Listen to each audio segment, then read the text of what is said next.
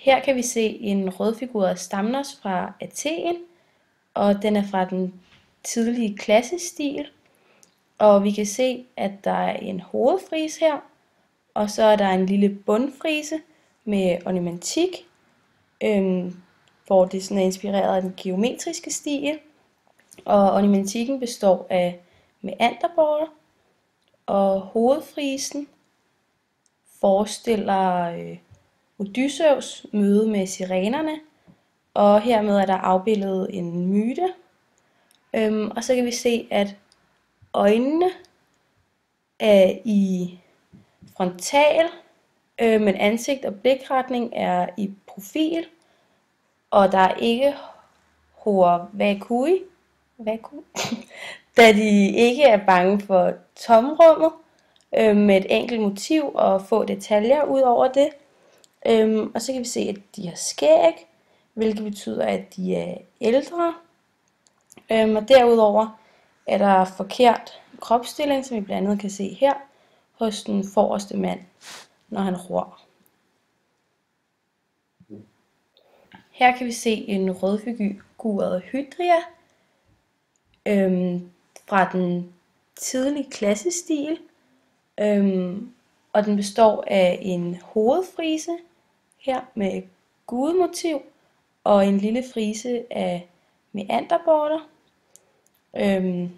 som der er inspireret af den symmetriske stil, og hovedfrisen forestiller Apollo, der bæres hen over havet, og den er ikke arkaisk, da vi kan se, at der er draperinger i tøjet, og øjnene er i front, men pupillerne er i profil. Og så kan vi også se, at der er sådan en vrid i kroppen. Og så her kan vi se, at der er nogle lotusblomster, som der er inspireret af den tidlige arkaiske periode. Her ses en rødfigureret stamnos fra den modenklassiske stil, og den består af en hovedfrise, der forestiller en krigers afsked med hjemmet. Og så kan vi se, at der er en lille frise hernede af meanderborter, der er inspireret af en tidligere periode. Og så kan vi se, at der er draperinger i tøjet,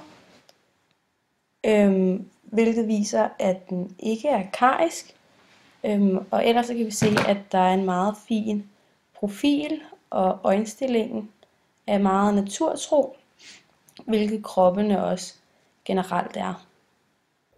Her kan vi se en vase fra den moden klassiske stil, og vi kan se en hovedfrise med gudemotiv, der forestiller Afrodite med hendes søn Eos.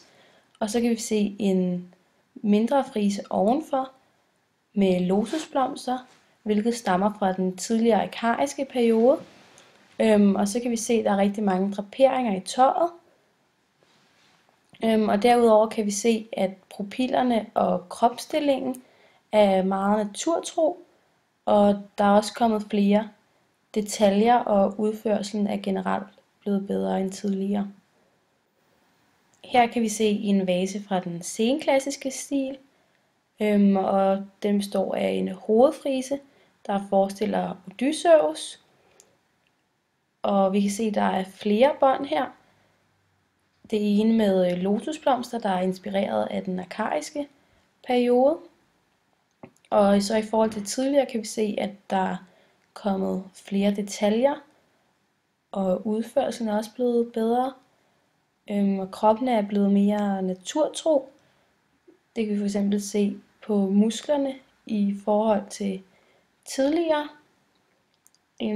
vaser. Derudover kan vi også se, at pupillerne drejer i den rigtige retning i forhold til der, hvor at de kigger hen. Og der er stadig draperinger i tøjet. Derudover har de sko og sandaler på, hvilket vi ikke har set så meget tidligere, kun når man skulle afbillede Hermes.